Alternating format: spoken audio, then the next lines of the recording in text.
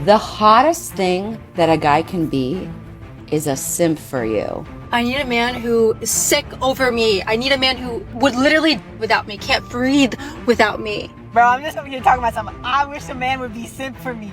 And now I'm thinking about all the times that guys were simp. The obsession with wanting a man obsess is out of control. Now modern women want simps. I don't want a woman that's ran through, that has a high body count, basically. They don't want a woman that has slept around. If you want to make a man be so obsessed with you because he will be worshiping the ground you walk on. Did we all just collectively give up on dating apps because I think What they're looking for is a man to put them on a pedestal, not a relationship.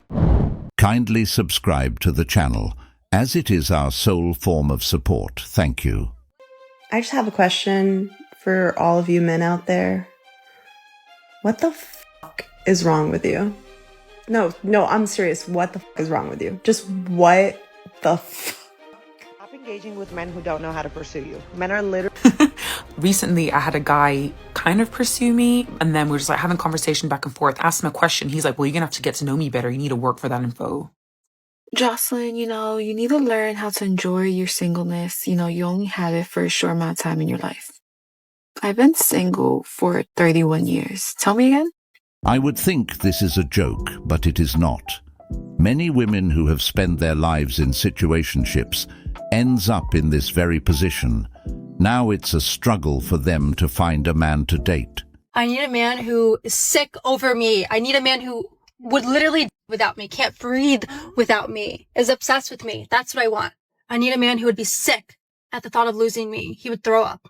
Like, if the thought of losing me doesn't make you sick to your fucking stomach, I don't want you. Bye. A man with common sense would probably never deal with such a woman. These types of women not only want to be constantly validated, put on a pedestal and worshipped, but they also demand an unhealthy level of attention that drains a man's energy and focus. She's saying she wants a man obsessed, but that level of obsession crosses into a toxic dynamic where the man's needs, goals, and even identity are sacrificed to cater to her every whim.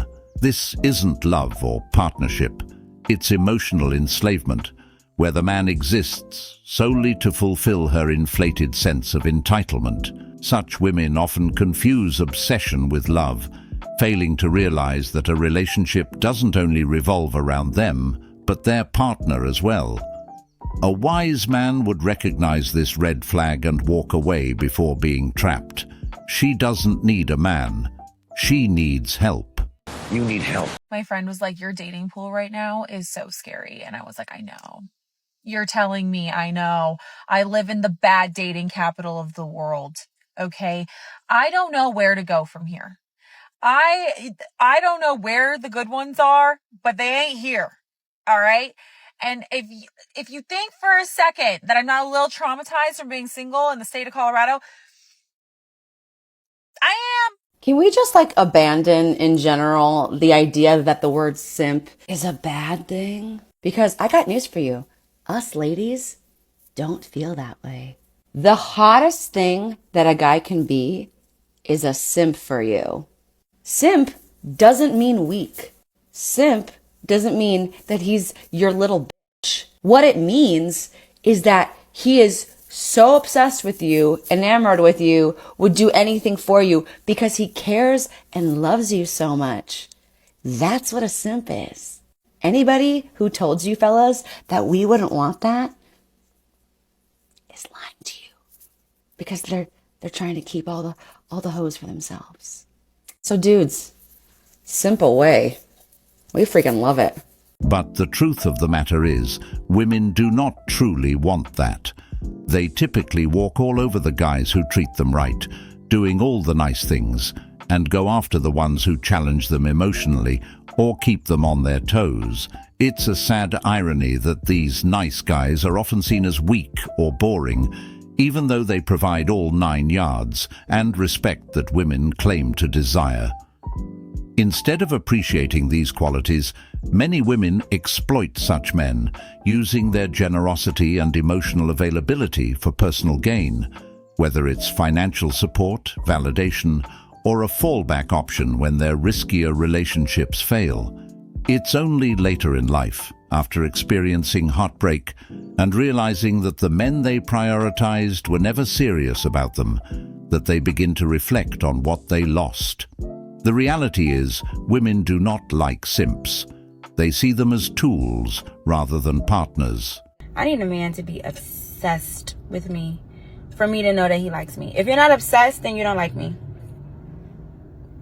I need somebody that's obsessed. Like, text me, call me, FaceTime me, double text me. Like all my photos. Comment on a photo from 38 weeks ago. Yeah. Yeah. You need help. Y'all want to know what it took me 35 years to realize? That I'm fucking delusional. And 75% of women are right on this bandwagon with me. And y'all gonna get on this app and try to cap, but women, we're fucking delusional. I agree. If you want to make a man be so obsessed with you that you literally will not be able to get him to back off because he will be worshiping the ground you walk on. The fact that these women resort to manipulation tactics to try and get a man to obsess over them proves they fundamentally misunderstand how simple men are and how they operate. Men are not as complicated as these women make them out to be. What most men want is respect, loyalty, peace, and a genuine connection with someone who values them. Manipulation, games, and excessive demands only serve to push men away or make them see the relationship as a chore rather than a partnership. Truthfully, these women don't want a genuine relationship. They want control, attention, and power over a man. Or else, why would you want a man to worship the ground you walk on? What makes a man sassy? If you're a straight man acting like you God's gift to earth, then you need to sit down because just let the women have their time. Like, it's our time to shine. Like, you don't have to be in front all the time. Like, please. Men are giving up on dating. And one of the reasons why is because of women's expectations. One of the main reasons why women have such unrealistic expectations is because of social media, and let me tell you why. So women are often fueled by what they see on social media. It seems like everywhere you look online, there are images of perfect couples, luxury, exotic vacation, lavish gifts. And this is very, very toxic because this is not even real. It's just social media.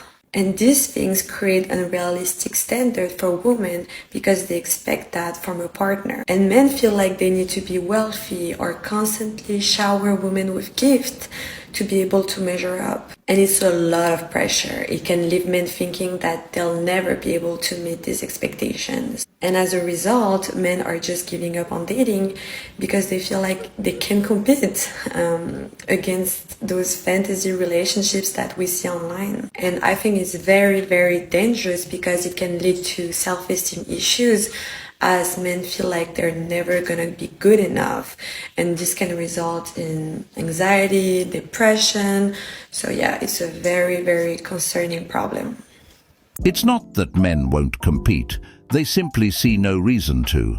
For many men, it's just not worth the effort. And when you think about it, what exactly do they gain from all their investment? More expenses, more stress. A relationship where they're constantly expected to give while receiving little in return. Men are logical and results-driven. They weigh the costs and benefits, and if the equation doesn't balance, they'll opt out altogether. In today's dating landscape, men often feel like they're being asked to prove their worth to women who bring little to the table beyond surface-level attributes. The modern narrative that men must endlessly compete for women's attention has grown tiresome for many. They're beginning to ask themselves, what's the point of fighting for someone who doesn't reciprocate or respect my effort? It's not about being unwilling to compete. It's about understanding their own value and refusing to invest in a system that offers diminishing returns. I don't know who needs to hear this, but this is just a reminder. If he isn't literally obsessed with you, drop him. I'm saying if he hasn't made it abundantly clear that he wants you and he wants to date you, Stop wasting your time and stop boosting his ego and drop him. Dating these days is tough because I just want to be adored. I just want someone to be obsessed with me and love me loudly, the way that I deserve and the way that I love. I want someone to love me the way that I show love. And I don't know why that's so hard to find. It shouldn't be that difficult because it comes naturally to me. Therefore, I should infer that it should come naturally to some other humans. But that doesn't seem to be the case. Like, I want a relationship where I get to brag on my partner. I want to talk about how amazing you are, all the great things that you're doing, and how smart and stunning, and like how much I love you. And I want someone who does that for me as well. I don't want someone who's lackadaisical. I've dated the lackadaisical person. I've dated the wishy-washy person. I've dated someone who I cared way more for them than they did for me. And now, most recently, I had a partner who looked at me like I put every constellation in the sky. That person was obsessed with me, but in a healthy way. And I want that again. I feel like once you have that, you can't go backwards.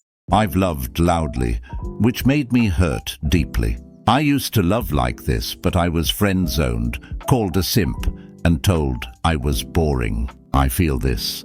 I've done that to someone I loved, and she didn't want that for herself. Dating today is tough because so many people are stuck in the illusion of endless options. For good men and women who want something real, it feels almost impossible to stand out. Everyone's focused on swiping and chasing the next best thing, instead of appreciating the people right in front of them.